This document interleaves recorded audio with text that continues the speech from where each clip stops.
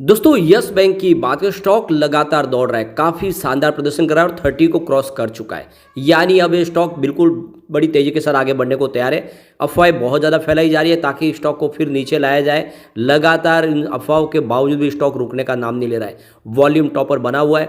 यहाँ पे अब मार्केट एक्सपर्ट की क्या राय निकल के आ रही है उसको समझने की कोशिश करेंगे। अब शॉर्ट टर्म टारगेट क्या है इसके और आने वाले समय क्या ये लॉन्ग टर्म टारगेट दिखा सकता है। साथ में जो सबसे बड़ी बात है कि यस बैंक जो बहुत ज़्यादा मजबूत हो चुकी है और आने वाले समय में एक बड़ी तेज़ी के लिए तैयार हो चुका है यस बैंक का स्टॉक। सबसे जो बड़ी बात यह है कि यस बैंक ने अपने रिजल्ट के दौरान ये साबित किया है कि वाकई में बिजनेस पटरी पे आ चुका है। 2020 के बाद जब से इसने एसबीआई के हाथ में पूरा का पूरा इसका कारोबार आया, एसबीआई ने बड़ी मेहनत की और मैनेजमेंट जो था वो उसने उनकी मेहनत का नतीजा है कि यस बैंक एक के बाद एक नए कीर्तिमान स्थापित कर रहे हैं और नई टेक्नोलॉजी के दम पे कस्टमर बेस में भी इजाफा हो रहा है। ऐसे में क्या इस समय जो इसकी प्राइस बहुत नीचे है, अपनी ऑल टाइम हाई से देखें तो कौड़ियों के भाव में स्टॉक है, क्या इन्वेस्टमेंट करना चाहिए, जानने की कोशिश करेंगे इस वीडियो के माध्यम से। लेकिन फ्रेंड उससे पहले अगर आप पहली बार हमारे चैनल पे आए तो चैनल को सब्सक्राइब कर दीजिए, एक बेल आइकॉन दबा दीजिए ताकि जब भी नया वीडियो बने पहला नोटिफिकेशन आपको मिले। वीडियो पसंद आए तो लाइक से जरूर कीजिए। चलो फ्रेंड्स वीडियो स्टार्ट करते हैं। मैं हूं आपका दोस्त एस बी दवे और हमारे अपने चैनल ऑनलाइन कमाई में आपका बहुत बहुत स्वागत है। तो सबसे पहले अगर हम बात करें फ्राइडे के कारोबार की तो क्लोजिंग 31.45 पर रही है, जहाँ पे 4.83% यानी लगभग 5% की शानदार तेज़ी देखने को मिली। तो काफ़ी अच्छा प्रदर्शन किया है और गिरावट हुई थी गुरुवार के दिन कुछ अफवाहों की वजह से, लेकिन वो फिर से उसमें रिकवरी शुरू हो चुकी है। अब आपको ये पता ही होगा 17 अगस्त 2018 को स्टॉक 400 के ऊपर था, तो 400 के आसपास जो ट्रेड करने वाला स्टॉक था वो लगातार गिरता हुआ बिल्कुल कौड़ियों के भाव में। और उसके पीछे वजह राणा कपूर ने बहुत सारे घोटाले किए, ऐसे ऐसे लोगों को लोन बांटे जो सारे के सारी कंपनियां डूबने वाली थी। अपने खुद के स्वार्थ के लिए उन्होंने उन कंपनियों को बिना गारंटी के लोन बांट दिए। वो सारे के सारे एनपीए हुए जिनकी रिकवरी अब लगातार की जा रही है, लेकिन उसने इसकी प्राइस को नीचे लाया और आखिर बैंक डूब भी गई। और आप देख सकते हो कि 10 रुपये के आसपास इसमें एसबीआई ने वापस एंट्री की, एसबीआई ने अपना निवेश लगाया और आज देख सकते हो कि एसबीआई को भी बहुत सारा फायदा हो रहा है। अब यहाँ पे इसकी परफॉर्मेंस देखें तो 5 फरवरी को स्टॉक 22.80 के आसपास था, जहाँ पे 3.8% की गिरावट देखने को मिली। 6 फरवरी की बात करें तो 25.40 के आसपास स्टॉक आया, जहाँ पे 11.4% की शानदार तेजी बनी। 7 फरवरी की बात करें तो 29.80 के आसपास क्लोजिंग थी, जहाँ पे 17.3% की शानदार तेजी बनी।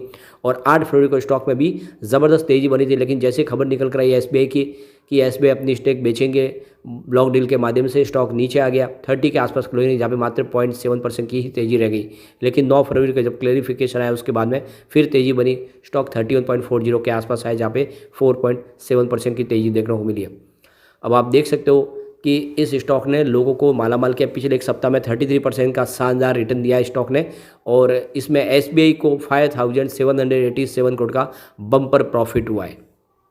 तो पिछले सप्ताह की शानदार तेजी के बाद जो टेक्निकल चार्ट पर संकेत मिल रहे हैं वो कि यस बैंक के शेयर में अभी बेहतरीन एक बेस परफॉर्मेंस फॉर्मेशन कर रहे हैं और शेयर बाजार के एक्सपर्ट का मानना है कि यस बैंक के शेयरों में 27 का सपोर्ट बन रहा है। अगर इस लेवल से कोई पुल बैक आता है तो यस बैंक के शेयरों में फ्रेश लॉन्ग पोजीशन ली जा सकती है। तो अगर यस बैंक के शेयर्स 27 के सपोर्ट के ऊपर रहते हैं तो ये 38 का टारगेट छू सकते हैं। शेयर बाजार के एक्सपर्ट का कहना है कि अगर आप इस यस बैंक के शेयरों में निवेश करना चाहते हैं तो आपको 27 के सपोर्ट लेवल का ध्यान रखकर खरीदारी उसमें करनी चाहिए। यस बैंक में देख सकते हो कि एसबीआई की सबसे बड़ी हिस्सेदारी है और फ्राइडे को 4.46% की तेज़ी बनी। इसके साथ में जो प्राइस है वो 31.37 तक पहुंच गई है। अब ऐसे में यस बैंक करीब देख लो कि जो यस बैंक का मार्केट कैप है वो 90,140 करोड़ तक पहुंच गया है। और इसमें देख सकते हो कि काफ़ी शानदार तरीके से इसने अपना 52 वीक का फ्रेश हाई बना दिया 32.81 के आसपास। 52 वीक का जो लो है वो 14.10 का है।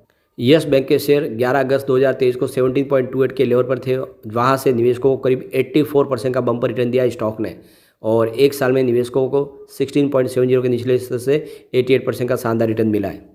इस समय स्टेट बैंक ऑफ इंडिया के पास 751.66 करोड़ शेयर है। यस बैंक के शेयर में 5 दिन में आई 33% की तेज़ी से यहाँ पे देखो स्टेट बैंक ऑफ इंडिया को करीब 5787 करोड़ का ज़बरदस्त फ़ायदा हुआ है। और इतना शानदार फ़ायदा अगर हो रहा है तो क्यों एसबीआई अपने स्टॉक बेचेंगे? जब इतना ज़बरदस्त रिटर्न ऑलरेडी मिल रहा है तो कोई भी शेयर नहीं बेचना चाहेगा और यही बात एसबीआई ने भी क्लियर की है कि वो अपनी स्टेक नहीं बेचने वाले।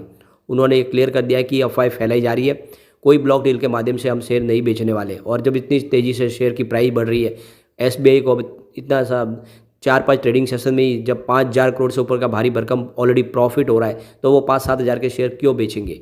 अब क्या है कि SBI ने 10 रुपये के हिसाब से शेयर इनको मिले हुए, जब 2020 में SBI के माध्यम से एक बेल आउट पैकेज दिया गया और पूरी तरह से डूबी हुई येस बैंक को फिर से खड़ा करने के लिए दूसरी बैंक भी साथ में आई, तो सबको 10 रुपये की प्राइस से शेयर जारी किए गए थे और 3 साल का इसको लॉक इन पीरियड रखा गया था, जो मार्च 2023 में लॉक इन पीरियड खुल चुका। उसके बाद में किसी भी बैंक ने अपनी हिस्सेदारी नहीं बेची है, लेकिन बातें की जा रही थी कि अब 5 से 7 हज़ार करके शेयर बेच सकते हैं SBI, और इस खबर ने यहाँ पे माहौल निगेटिव किया। लेकिन SBI की तरफ से क्लेरिफिकेशन आया कि हम अपने शेयर बिल्कुल नहीं बेचेंगे। और दूसरी तरफ देखें तो यहाँ पे HDFC बैंक जो एक बड़े इन्वेस्टर है यहाँ पर, उन्होंने भी यहाँ पे 3.5% की स्टेक ली हुई थी, लेकिन अब वो अपनी 6% की और स्टेक ले रहे हैं। इसकी RBI की तरफ से उनको परमिशन मिल चुकी है, तो 9.5% की स्टेक करने वाला है HDFC बैंक भी। यानी HDFC बैंक को भी पूरा भरोसा है कि यस बैंक आने वाले समय इंडिया का एक बड़ा बैंक बन सकता है। तो कुल मिला के काफ़ी शानदार प्रदर्शन हो रहा है यस बैंक की तरफ से। ऐसे में लॉन्ग टर्म इन्वेस्टर के लिए अच्छा मौका है कि खरीदारी आपको यस बैंक में इस समय कर लेनी चाहिए।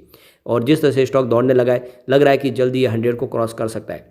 अब यहाँ पे देख दो कि LKP सिक्योरिटीज़ की तरफ से कुणाल शाह का कहना है कि स्टॉक काफ़ी समय का मजबूत दिखाई दे रहा है और इसका एक जो सपोर्ट बन रहा है 27 का, इस सपोर्ट के ऊपर स्टॉक निकल रहता है और इस सपोर्ट पर बना रहता है, तो फिर इसमें 35 का पहला टारगेट और फिर 38 का सेकंड टारगेट देखने को मिल सकता है। तो देख सकते हो कि कुणाल शाह ने यहाँ पे खरीदारी की सलाह दी है। लगातार जो बहुत सारे ब्रोकेज हाउस है वो अभी भी निगेटिव इसमें बने हुए हैं, उनकी तरफ से सेल के टारगेट आते रहते हैं और उनकी कोशिश यही है कि यस बैंक का शेयर नीचे आए ताकि हम खरीदारी कर लें।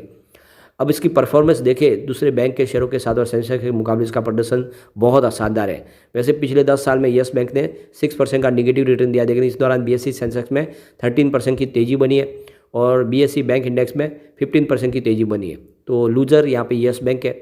5 ईयर की बात करें, यस बैंक ने 29% का ज़बरदस्त निगेटिव रिटर्न दिया है।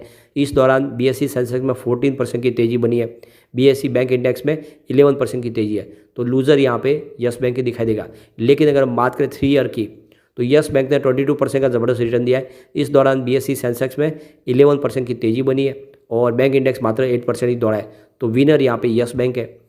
अगर हम 1 ईयर की बात करें, यस बैंक ने 83% का बम्पर रिटर्न दिया है। इस दौरान सेंसेक्स में 18% की तेज़ी बनी है और बैंक इंडेक्स में मात्र 10% की तेज़ी बनी है। तो विनर बिल्कुल यस बैंक दिखाई देगा 1 ईयर के हिसाब से भी। बात अगर 3 मंथ की करें तो यस बैंक ने 75% का शानदार रिटर्न दिया है, जबकि BSE सेंसेक्स में मात्र 10% की तेज़ी बनी है और बैंक इंडेक्स तो मात्र 4% ही दौड़ा है।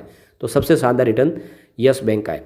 अगर हम बात करें 1 मंथ की, तो यस बैंक ने यहाँ पे 30% के आसपास का ज़बरदस्त रिटर्न दिया है, जबकि सेंसेक्स में मात्र 0.34% की ही तेज़ी बनी है और जबकि बैंक इंडेक्स में तो 3% का निगेटिव रिटर्न मिला है। यानी बैंक इंडेक्स ने प्रदर्शन अच्छा नहीं किया, उसके बावजूद भी यस बैंक का स्टॉक काफ़ी शानदार कर चुका है और ईयर टू डेट के हिसाब से यस बैंक का रिटर्न 46% ज़बरदस्त है पॉजिटिव, जबकि इस दौरान BSE सेंसेक्स में 0.89% की गिरावट हुई है और BSE बैंक इंडेक्स की बात करें यहाँ पर 4% की बड़ी गिरावट है। ओवरऑल देखें तो यस बैंक ने बहुत ज़बरदस्त प्रदर्शन किया, चाहे आप इसके दूसरे पेयर कंपनियों की तुलना में देखें या फिर सेंसेक्स के मुकाबले देखें, तो काफ़ी ज़बरदस्त प्रदर्शन किया है। और जो लोगों का एक तरह से एक भ्रम था कि यस बैंक का स्टॉक कभी नहीं दौड़ेगा, उनको गलत साबित किया है इसने। और ये बात मैंने लगातार बोली थी कि एक दिन यस बैंक दौड़ेगा जरूर।